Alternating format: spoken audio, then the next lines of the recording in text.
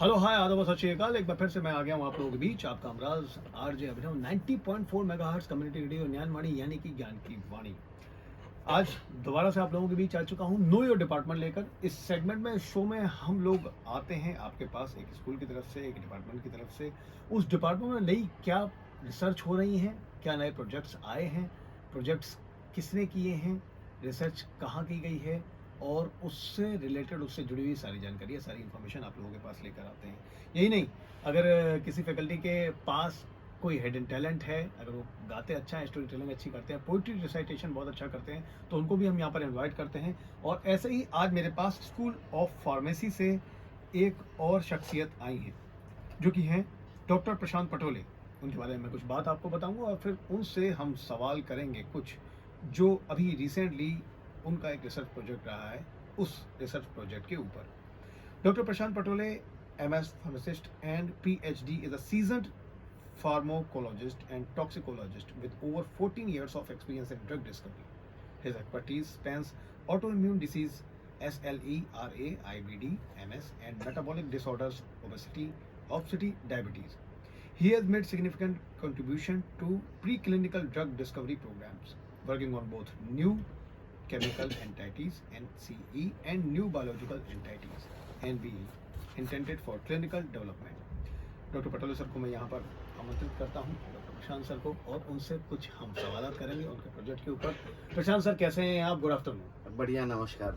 आप कैसे बताएं? मैं भी अच्छा हूँ सर। और सर सबसे पहले तो आपको बधाई देता हूँ, आज के दिन की बहुत बहुत शुभकामनाएं देता हूँ, क्योंकि ये बहुत अच्छा मौका है, अवसर आया है कि जब आप यहाँ पर आए, क्योंकि आज टीचर्स डे भी है, हमारे सारे लिसनर्स को पता ही है। तो इस टीचर्स डे पर आपको बहुत बहुत बधाई देता हूँ, रेडियो ज्ञानवाणी की तरफ से और स्कूल ऑफ क्रिएटिव स्टडीज़ की तरफ से। Thank you sir, thank you sir आपसे, क्योंकि प्रोजेक्ट के बारे में मुझे पता ही था कुछ, तो उससे रिलेटेड कुछ सवाल करूंगा और शुरुआत करता हूं ऐसी एक सवाल से। Can you elaborate on the specific behavioural alteration observed in mice exposed to chronic unpredictable mild stress CUMS, and how harmaline's impact on these behaviors compares to the reference standard imipramine? जी। So basically the CUMS model is a model of chronic unpredictable mild stress. So we subject the animals to unpredictable mild stress, such as deprivation from food, water, exposure to light 24 hours, darkness for 24 hours. So they don't know what kind of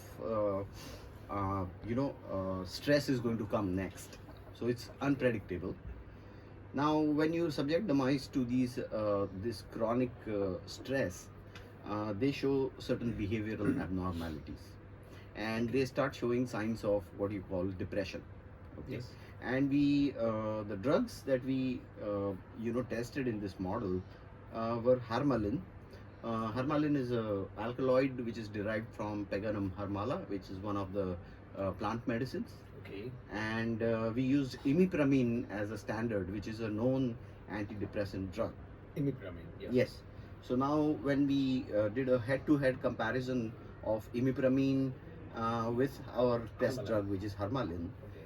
and of course we had normal controls in which the animals were given just vehicle, and we compared the three groups. We saw that in the vehicle treated group, the chronic stress led to signs of depression.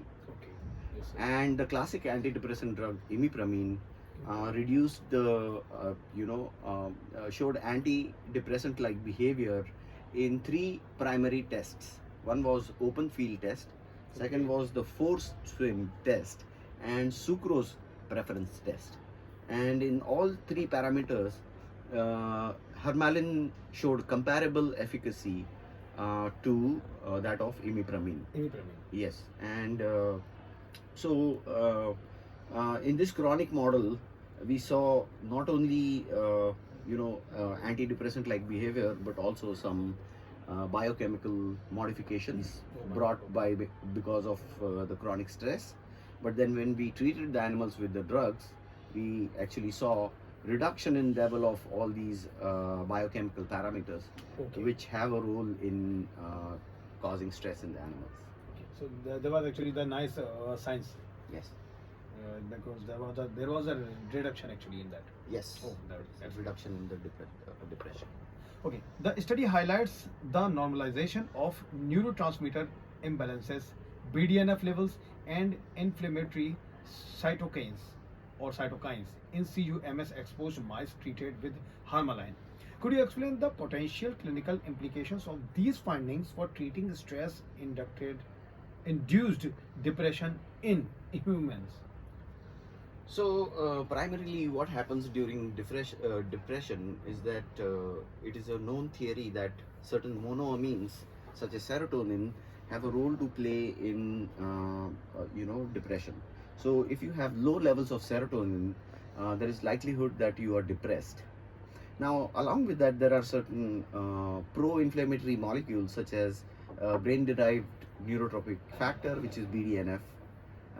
Besides that, there are certain cytokines such as IL-6, TNF alpha, which are pro-inflammatory molecules and are signs of are markers of neuroinflammation. And neuroinflammation is happening because of the stress that we expose these animals to, and with that we could see increase in the levels of BDNF and certain inflammatory cytokines such as brain levels of IL-6, TNF alpha. Also, we looked at uh, the serum, levels of cortisol, which is a marker for stress. If you have high stress, there is higher level of cortisol is released. Okay. What we could see in our tests is that the levels of cortisol were significantly reduced because of treatment with harmaline as well as with the standard drug imipramine. Okay, sir. Thank you, sir. Thank you. So nicely explained about that. Yes. In practical terms, how might harmaline or related molecules be integrated into depression treatment strategies, considering the significant improvements observed in exploratory behavior and sucrose preference in the study, as you actually mentioned that. Yes. So see these compounds that are contained in this plant or harmaline by itself is a monoamine oxidase inhibitor, and monoamine oxidase inhibitors are a known class of agents which are used for treating depression. Okay. Now, the advantage harmaline brings is that it is a naturally derived compound, so it comes from plant source, so it's not synthesized chemically in the lab. And also, we believe that if you use lower doses of this compound or the plant extract in this model, you will be able to see that with lower doses of exposure to harmala alkaloids, there will be no signs of toxicity. So low toxicity combined with good efficacy are the key highlights of the compounds that belong to this category of agents. Okay, sir. So yeah, that's about it. Okay, there was also one related question. So can you tell me, I mean, how you can treat the depression? I mean, there is any also other way, or actually we can try some other treatment or the activities for reducing the depression? I think the currently available drugs, they suffer from in the monoamine oxidase inhibitor category, suffer from a drawback that you have to use certain dietary restrictions. For Okay. example, if you consume tyramine-rich foods, then what can happen is, and you combine, take monoamine oxidase inhibitors along with tyramine-rich foods, what happens is that you undergo what is known as a serotonin syndrome. Yes. Okay. Serotonin syndrome is a condition in which the blood pressure skyrockets. It goes very high and can pose a great risk to the health of the patient. Okay, because of extreme hypertension. So what I am trying in my next experiments is to actually see if we can use an alternate route of administration other than oral, because we see that when you take these drugs orally, all these side effect liabilities, they come up, and you have increased risk of seeing all these adverse events. But if you, I'm trying to explore if we can change the route of administration and give it transdermally. So the transdermal formulations are worked by permeation through the skin, Okay, yes. and typically the exposure levels of the drug are low. Mhm. And the second advantage is that you can bypass the oral route, because now your drug is going directly from your skin. skin into your blood circulation. Okay, great. So your You don't need to actually gastrointestinal system is not exposed to the drug. So the gastrointestinal side effects that you see with this class of agents will not be seen if you use the drug transdermally. There And will be this actually is no the- more. Yes. There will be no more. Yeah, there will be no adverse effects that are related to the gastrointestinal tract, because you're not taking the drug orally anymore. Orally, definitely. Okay, you are right. You are right. Okay, sir. Could you briefly discuss any ethical consideration or animal welfare aspects that were taken into account when conducting experiments on mice for this research? I mean, See- sometimes the people will say about this with the PETA or something like that. You can't do that.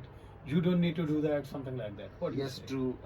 I think yes, we have used some very stressful methods to induce stress and depression in these animals.